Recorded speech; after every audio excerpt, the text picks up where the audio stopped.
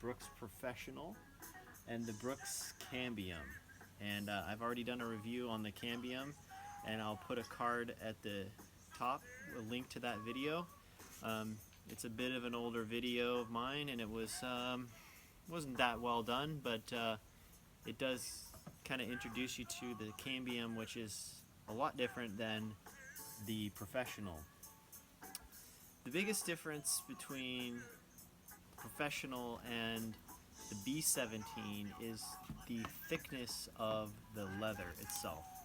I've seen online a few reviews of the B-17, and one of the criticisms is that the leather doesn't hold up for a very long time. This saddle here is about a year old, and I have put about 2,500 miles on this saddle, and it did take quite a while to break in. The leather is quite thick, and as a result it is stiff. What are the differences between the two saddles, and why would I choose one over the other? Both of them have their place in cycling, and I'd like to kind of shed a little light on that, because I think some people might be interested in the Cambium saddle, but they're interested in it for the wrong reasons. And others are probably trying to avoid the leather saddle, but they're avoiding it also for the wrong reasons. The reason a lot of people would like to avoid the Brooks Professional or the B-17 is because of durability issues in wet weather. And leather does not necessarily hold up well in a high moisture environment.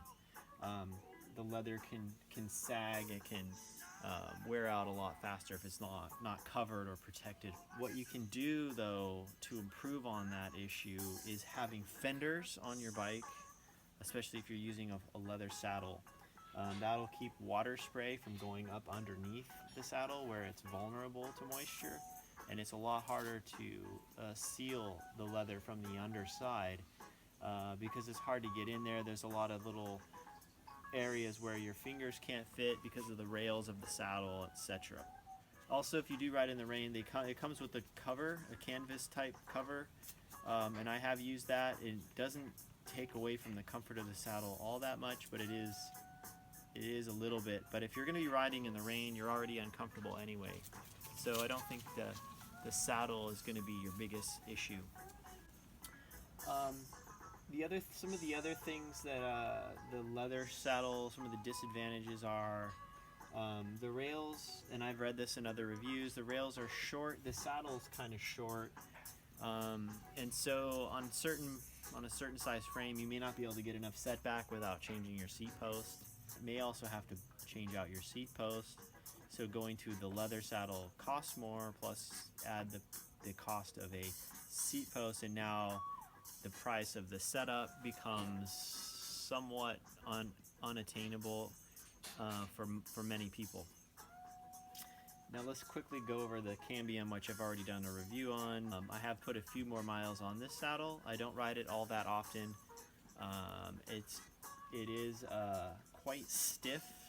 You need to be using the correct tires. You need to choose the right tires, I'll say, when you use this saddle. This saddle is less forgiving than the Professional. The Professional saddle is, even though it's thicker leather, it's still very comfortable. The Cambium, on the other hand, it's a lot stiffer, and if the tires are high pressure road tires, it will transfer quite a bit of that vibration directly through your sit bones. So the Cambium definitely requires larger tires for it to be a practical choice. I'll point out that I've discovered why the Cambium saddle does squeak. What I discovered is that the rails of the saddle, if you can see here, enter into this carriage, and the way it's supported is with some sort of rubber or urethane type of bushing here. When the saddle is being pressed, the rails inside these bushings are what is squeaking. One way to address that, one way to deal with that, is to put a little oil. Is to put a couple drops of oil on each of the rails. It should be a compatible oil with the material. Right, let's talk about setting up the saddle. I think a lot of complaints with saddles derives from improperly setting up the position of the saddle. I think a lot of issues can be resolved just by making sure that the saddle has the correct angle, you're in the correct position relative to your crank, and really that all should come from getting a professional fitting. If you're doing extended rides where you're going 40, 50, 60, 100, 200 miles, every little bit starts to make a big difference. So if you're riding 20 miles, you can get away with a lot. You can be out of the optimum position. You can have the saddle a little too tilted forward or a little tilted aft. You can kind of mess up a bit and still be okay. But when you get into the higher mileage rides, any little thing that's out will start to become more and more obvious. From day one, it needed to have the nose tilted up more for it to be comfortable. And I've continued to play with the angle of the saddle. Too much up and I get too much pressure here. Too far down and I'm sliding forward and my sit bones keep sliding down and wanting to slide off. There's an optimum spot. Now that angle changes over time because as the saddle breaks in, the angle that you want to ride at will need to change as well. So the width of the saddle is very dependent on you personally. Your anatomy will dictate the optimum width, the type of riding you're going to be doing, how much of a handlebar drop you have relative to your saddle height, and that comes from the frame you're riding and the type of riding you plan to do. All of those things have to be figured out beyond finding the optimum saddle. Now, what I will say about the Cambium, in my experience, and the professional, comparing the two, is I find that this is a much longer ride comfort saddle. This is a more of a performance feel saddle. It feels more like your typical road racing saddle.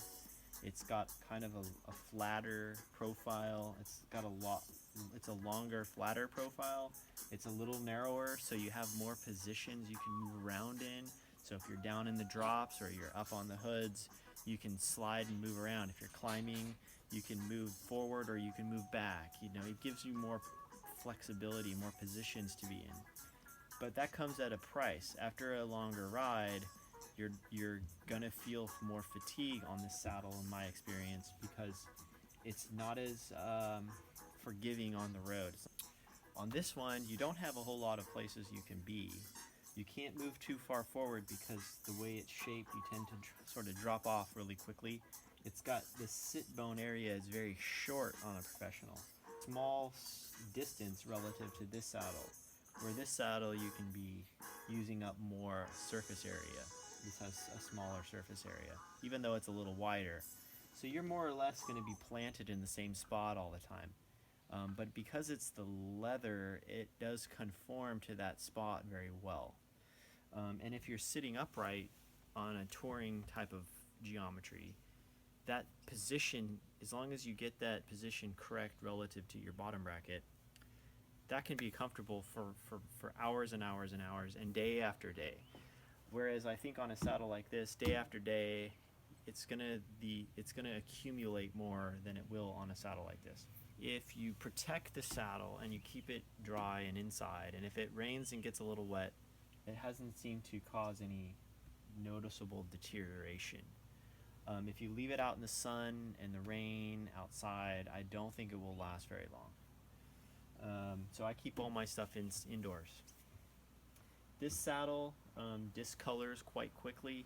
The Cambium has this canvas top. It fades really quickly. It also changes color when you're sweating. When it gets wet, it becomes a noticeably different color. It it's also sensitive along the sides. If you're leaning it against stuff, the the canvas starts to fray really quickly. I've seen other videos where the nose rivet has pulled out of the rubber, or the rubber has pulled away from the rivet. There was some sort of elongation there, and the saddle pulled and loosened up around the rivet on the nose. This one hasn't happened yet, but again, I haven't put a whole lot of miles. My theory on this saddle is that, or my recommendation on a saddle like this is for maybe for shorter, fast rides. If you put it on a mountain bike with really big tires, I think it would be a good choice. It's a good city commuter bike. You could leave it outside in the sun and the rain, and it's not going to hurt it as much as this one. It's also less expensive, so if your bike gets stolen, you're not going to be as upset about that as if you lose your Brooks that you spent a lot of time breaking in. This one doesn't have a break-in period. If somebody steals your bike, you're not out the sentimental value of breaking in your own saddle. I think for a city bike, 15-20 miles around town, it's very comfortable for that. For a road bike, a road racing bike, 60 to 80 mile rides, high intensity, I would say I would look elsewhere. I just don't think it's soft enough for that. They do make one with a cutout. I have not tried that yet. The cutout might help, but the C-15 is narrow, and I think because of its narrow profile, it's stiffer than the C-17, which is wider and has more surface area, and it's a little more flexible. They both have they both have a place, and with cycling, I don't see there being one size and one bike that'll do everything. There's no such thing as a Swiss Army knife when it comes to bikes. Ride several saddles to cover the spectrum of riding that suits your needs. Alright, that's it for now. I will be happy to answer any questions you have, if you have any, and if there's something else you'd like to know or see in the next video, let me know in the comment section.